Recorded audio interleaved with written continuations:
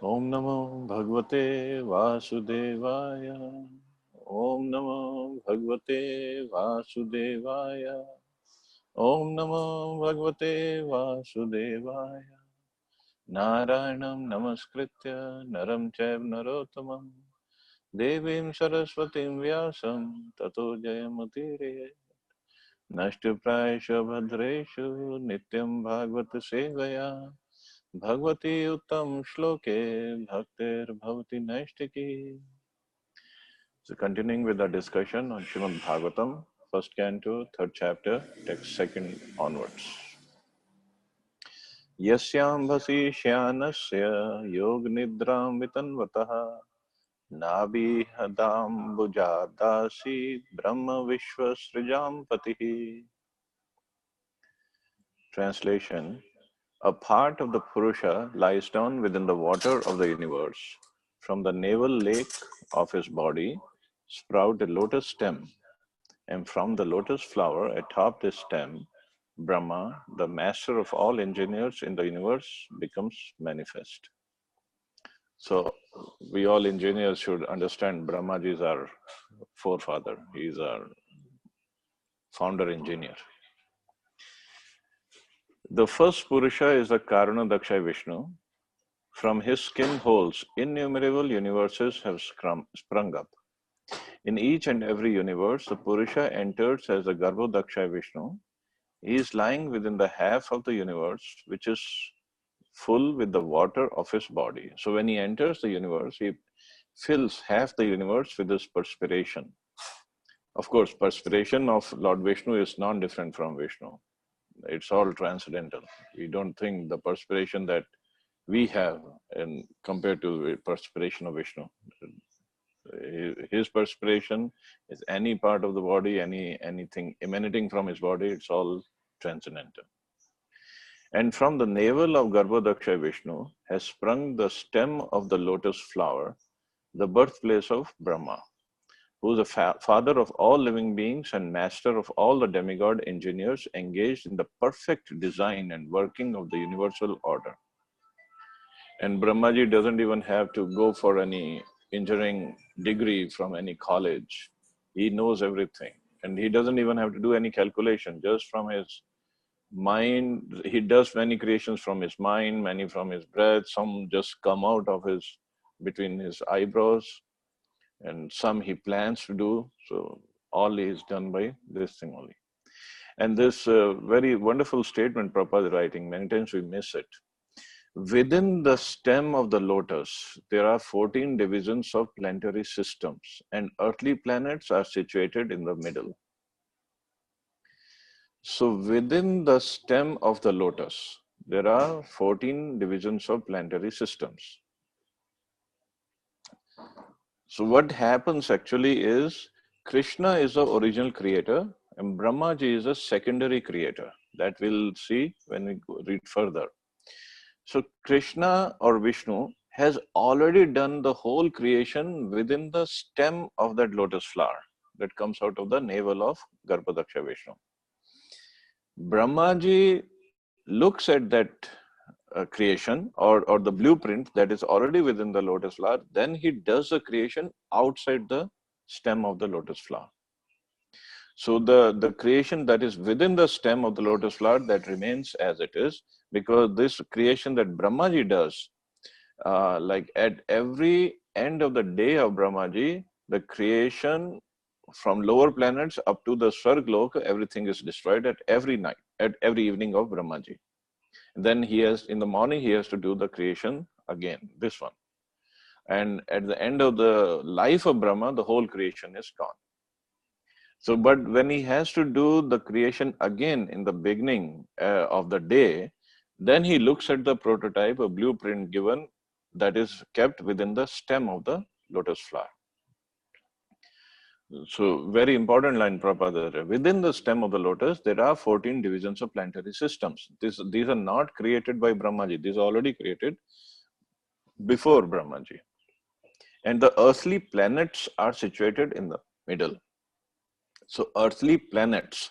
So there, Earth, that we are living on, is just one planet, and there are so many other planets in this planetary system that is in the middle. So earthly planetary system. Upwards, there are other better planetary systems, and the topmost system is called Brahmaloka or Satyaloka. Downwards from the earthly planetary system, there are 7 lower planetary systems inhabited by the Asuras and similar other materialistic living beings. So see, Prabhupada is using the term planetary system, not planets. So in one planetary system, there could be many, many, many planets. So earthly planetary system, there are many planets which scientists have no knowledge of, but Earth is just one planet in this planetary system. From Garbhodaksha Vishnu, there is expansion of the Kshirodaksha Vishnu, who is the collective Paramatma of all living beings. He is called Hari, and from him all incarnations within the universe are expanded. Another important line. From Kshirodaksha Vishnu, because when we say Brahma, Vishnu, Mahesh, this is the Vishnu that people refer to, the Kshirodaksha Vishnu. Kshirodaksha means Kshir. Kshir means milk, milk ocean, and he lies down on that milk ocean. And he is the in charge of a given universe. Of this universe, he is in charge, Kshirodaksha Vishnu. But Garbhodaksha Vishnu is lying on the Garbhodak Sagar. From his navel, the lotus flower comes out, and he just lies there, supporting the lotus flower, looking at the whole creation. But to run to maintain the whole creation, he expands himself as Kshirodaksha Vishnu, and then this Kshir Sagar is created within the material world. It is non-different from Vaikuntha, and on that Kshir Sagar, then Kshirodaksha Vishnu is expanded from Garbhodaksha Vishnu, and he lies down. And that's why in the Puranic stories, whenever we read that Brahmaji and all the demigods, they have trouble, they went to the Vishnu who is lying on the milk ocean. This is the Kshirodaksha Vishnu everybody refers to. Because nobody goes to Garbhodaksha Vishnu. His job is only to lie down and get the creation done and get the whole thing started. That's it. And Kshirodaksha Vishnu expands himself as Paramatma, and then he enters each and every atom of the universe, and he enters each and every heart of the living being, and to accompany the soul, the living entity. And then another line that Prabhupada writes is every incarnation, he is called Hari, and from him all incarnations within the universe are expanded. That means all the incarnations of Krishna, they have their own Vaikuntha planets. They are in the Vaikuntha planets with their devotees, with their servants and associates. So when suppose it's a time for Lord Ram to appear on this earth planet to perform his pastimes, then Lord Ram from Vaikuntha, he expands, because he's all there and he's here also, then he expands himself as Ram. But to give respect to Kshirodaksha Vishnu, because he is in charge of this universe, Ram comes through the body of this Kshirodaksha Vishnu. So many times it is said that Kshirodaksha Vishnu is the source of all incarnations, which in one sense it is true, because all the incarnations come through the body of Kshirodaksha Vishnu. But originally they are coming from their Vaikuntha planets. Even Krishna Balram, although they come from Golok Vrindavan to perform the pastimes here, but since they come through the body of Kshirodaksha Vishnu, and then they enter Vasudev, Devaki, Rohini, whose womb they come from. But that's why many times people get confused. They say Krishna Balram are incarnations of Kshirodaksha Vishnu. Kshirodaksha Vishnu is superior to them, or Kshirodaksha Vishnu is the source of Krishna Balram. And one Puran also says, or one story says, that from Kshirodaksha Vishnu, 2 hairs, like one black hair and one white hair, so black hair became Krishna and white hair became Balram, because the color of their body is black or white. But that is not exactly the fact, because they are entering from Golok Vrindavan and they're coming to this universe to give respect to Kshirodaksha Vishnu because he is in charge of this universe. They come through his body.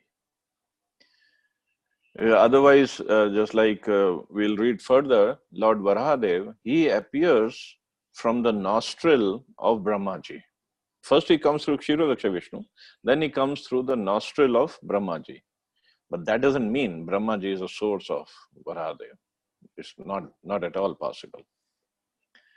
So this is just the way he wants to perform his pastimes, and he wants to give respect to Kshirodaksha Vishnu. And he does these pastimes. And Prabhupada further writes, therefore the conclusion is that the Purusha avatar is manifested in three features. First, the Karandaksha Vishnu, who creates aggregate material ingredients in the Mahatattva. Second, the Garbhodaksha Vishnu, who enters in each and every universe. And third, the Kshirodaksha Vishnu, who is a Paramatma of every material object, organic or inorganic. One who knows these plenary features of the personality of Godhead knows Godhead properly, and thus the knower becomes freed from the material conditions of birth, death, old age, and disease, as it is confirmed in Bhagavad Gita. But in Gita, Krishna says, Janma karam cha me divyam evam yuveti tattvataha. By truth, if somebody knows my appearance and my pastimes, then he does not have to take birth again. So we have to understand in tattva, in principle, in truth, all the various incarnations and the distinctions between them. In this shloka, the subject matter of Mahavishnu is summarized. The Mahavishnu lies down in some part of the spiritual sky by his own will. That some part of spiritual sky is called Karan ocean, or it's also called Virja river. Thus he lies on the ocean of Karan, from where he glances over his material nature, and the Mahatattva is at once created. That's all. He does not have to do anything. He does not have to provide any files or reports or anything. Just by his glance and his desire, this Mahatattva is created. Thus, electrified by the power of the Lord, the material nature at once creates innumerable universes. This is the power of creation. At once it creates innumerable universes, just as in due course a tree decorates itself with innumerable grown fruits.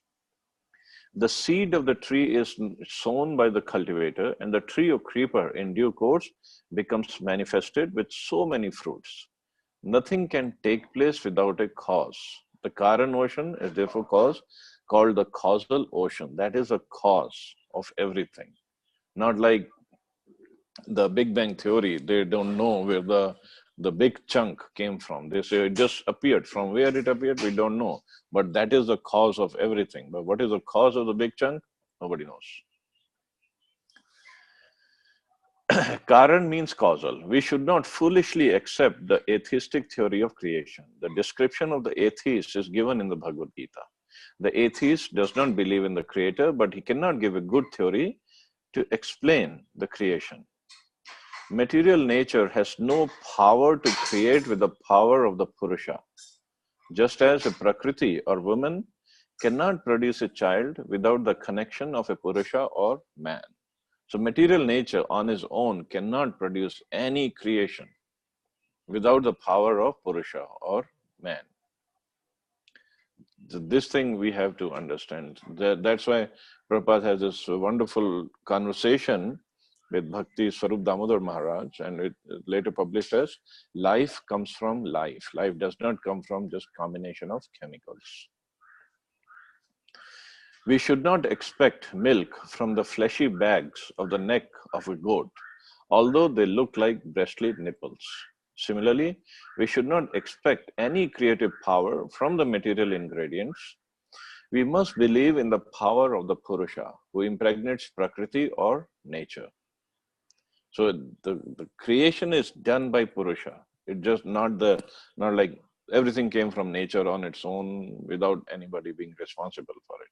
No, everything is controlled, everything is planned by Purusha, by Mahavishnu or his subsequent expansions, and that's how the creation takes place.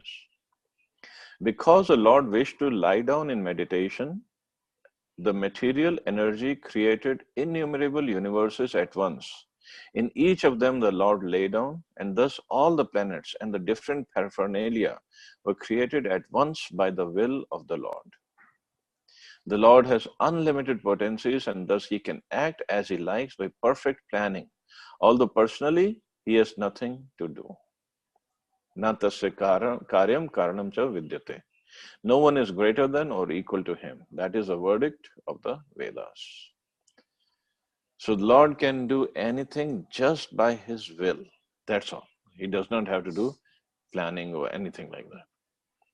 And the whole creation takes place. The whole variety in the whole creation just comes just by a desire of Vishnu. And Krishna himself does not have to get involved with this creation aspect or the maintenance aspect, because he has given these departments to different expansions. He only plays on his flute and he enjoys with his devotees, his servants, his associates in Golok Vrindavan. That's all he does. Or he takes pleasure in killing the demons also. But he does not get involved in the maintenance of the universe. Text 3. Yasya vyav sanstane kalpito lok vistaraha tadve bhagavato rupam vishuddham sattvam urjitam. It is believed that all the universal planetary systems are situated on the extensive body of the Purusha, but he has nothing to do with the created material ingredients. His body is eternally in spiritual existence par excellence. So just to make sure that the readers of Bhagavatam or the listeners of Bhagavatam by Sutta Goswami, they understand that Krishna or Purusha or Vishnu, although they create all the material universes, but he has nothing to do with the material ingredients, and he is always transcendental. Okay, the Virat Roop that Krishna showed in Bhagavad Gita to Arjun, chapter 11 is description, and this more extensive description of Virat Roop comes in second canto of Bhagavatam. But what is Virat Roop? The conception of the Virat Roop or Vishwaroop of the Supreme Absolute Truth is especially meant for the neophyte who can hardly think of the transcendental form of the personality of Godhead. Because we cannot understand the transcendental position or transcendental form of Krishna or Vishnu, he depicted himself in the Virat Roop just to show it to us, to a neophyte. The Prabhupada is writing for a neophyte, just to show that everything actually rests on Krishna or Vishnu. Nothing is beyond him. Just like in Bhagavatam, when Virat Roop is shown in much detail, Krishna says, Vishnu says that the mountains that you see, they are my bones. Rivers are the veins of my universal form. This is just for us to understand, or for a neophyte to understand, that everything is in the control of Vishnu or Krishna. Nothing is beyond him. The whole creation is situated on him, is being maintained by him, is dependent on him. But this is just for a neophyte. Because this Virat Roop or the Vishwaroop, a universal form, it's actually, Prabhupada also wrote somewhere in the purport that it's a imaginary form. It's not real. Krishna, it does not look like that with the mountains as his bones. It's just to give us an understanding that everything rests upon him. And moreover, this is a material form. This has nothing to do with the spiritual form of Krishna. And when Krishna leaves and he goes back to his spiritual world, when he finishes his pastimes here, then he leaves the material form here. He leaves this Virat Roop here. So means it has nothing to do with Krishna. Krishna is non-different from his body and his soul. There is no difference because it's all one. But this material form is different from the transcendental feature of the Lord, and it stays here. So actually, it's not Krishna. But this is for a beginner to understand that everything rests on Krishna. The Prabhupada writes, to him a form means something of this material world, and therefore an opposite conception of the absolute is necessary in the beginning to concentrate on the mind on the power extension of the Lord. As stated above, the Lord extends his potency in the form of the Mahatattva, which includes all material ingredients. The extension of the power by the Lord and the Lord himself personally are one in one sense, but at the same time, the Mahatattva is different from the Lord. Therefore, the potency of the Lord and the Lord are simultaneously different and non-different. Although the material Mahatattva is energy of the Lord, but at the same time, it's different from the Lord. This is the philosophy that Chaitanya Mahaprabhu gave, simultaneous oneness and difference. The conception of the Virat Rupa, especially for the impersonalist, is thus non-different from the eternal form of the Lord. This eternal form of the Lord exists prior to the creation of Mahatattva, and it is stressed here that the eternal form of the Lord is par excellence, spiritual or transcendental to the modes of material nature. So this is the Prabhupada again stressing this. The Virat Roop is not actually the eternal form of the Lord. It's just for us to understand, for the neophytes to understand, the Lord has a form.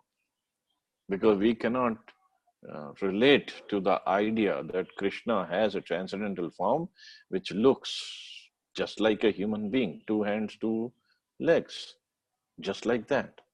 So they cannot relate to that. They cannot understand what exactly it is. So that's why the Virat Roop conception is given for those people.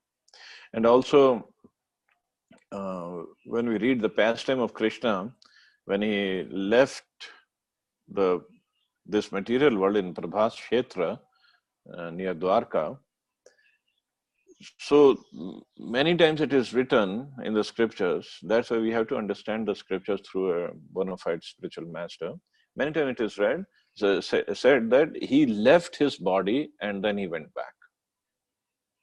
But what is the body that he left? He left this Virat Roop. But atheists cannot understand that. That's why Krishna bewilders them more. And people who have no faith, they cannot understand that. So that's why it is important for us to understand Krishna. We have to take shelter of a bona fide spiritual master, and then we can understand him properly. Otherwise, we'll be all confused. Many lifetimes we can remain confused. So we have to have the eligibility to understand Krishna, and that eligibility is taking shelter of a bona fide guru, serving him humbly, and asking him questions, and then we can understand. Try to understand. So I'll stop here. It's already 8:55. See anybody has any questions or comments?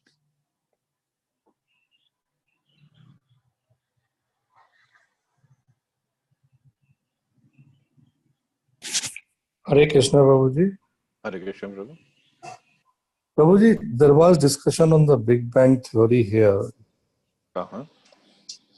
But the concept of Big Bang Theory come much later than the Bhagavatam.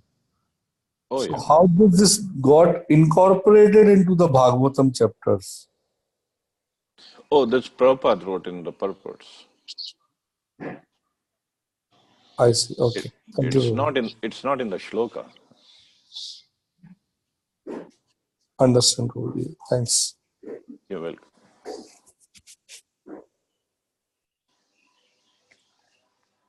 Any other question or comment? Hare Krishna Prabhuji, this Pramod. Hare Krishna, Prabhu. Prabhuji, tell me in this slok 3, why do they start by saying it is believed that all the universal planetary system are situated on the extensive body of Purusha? It is believed, and why not confirmed?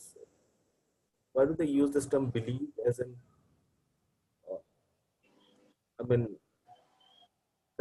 so that want of evidence is still there? What I was thinking is, they're saying it is believed that all the shloka's translation says it is believed that all the universal planetary system. So why do they use this particular term believed? Well, in the shloka, this word came kalpita. It says is imagined. यस्या व्यवय संस्थाने kalpito lok vistaraha are situated, all the universal planetary systems are situated on the extensive body of the Purusha. But he has not, means this is the Virat Roop. So all the, in the Virat Roop, when we studied in detail, it is said the upper planetary systems are like on the upper body or the face of the Lord. Middle planetary systems are like the waist, and the lower planetary systems are the legs. So all the planetary systems are situated like that on the body of the Lord. So that is a Virat Roop. So it is all, that's why it's called Kalpita. It's an imaginary form, it's not real.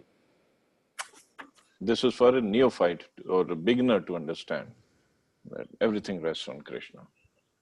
For us, if Krishna says, yes, everything rests on me, we can imagine, we can understand. Thank you, Prabhuji. And I'll You go will. back a little bit on the shloka one. Talks about the 16 principles of material action. So where can we find further details about those 16 principles? If I were to read that. These 16 principles are 5 material ingredients: earth, water, fire, air, ether, and then 5 working senses, 5 knowledge acquiring senses, and mind. So these are 16. But they're given in more detail in the when Kapil Dev gives the instructions to his mother, Devhuti. So they're not only 16, I think it goes up to either 26 or 28 elements. So we'll study in detail over there. Later on. Yeah. Thank you, Prabhuji. I believe it's in third canto. Sure. Thank you, Prabhuji. You're welcome.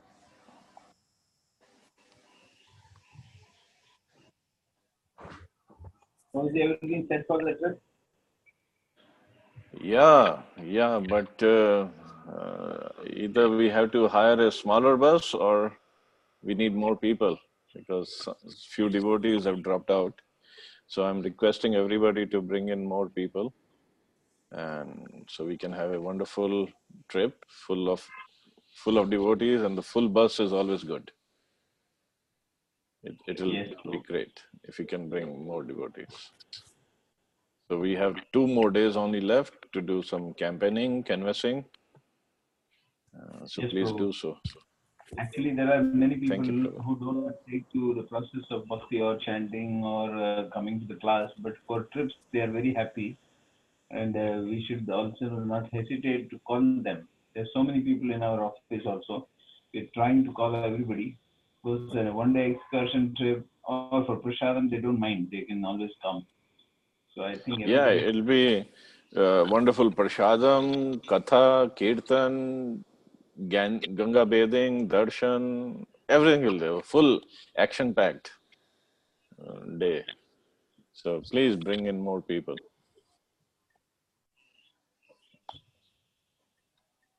Sure, Prabhuji. And we'll have a few devotees from Meerut also. They'll join us in Shukratal. They're bringing prashadam. They said we'll also, few of us will come as well. So bring as many as you want. No problem. Yeah, we can even tell people to join on their own if they want to come. Some people in our office said we want to come in our car separately. We'll join you for the katha and That's prasad. Yeah, that's okay. They're more than welcome to do so. yeah. ठीक है. So should we stop here? Okay, Prabhu. Hare Krishna. Okay. Thank you all very much.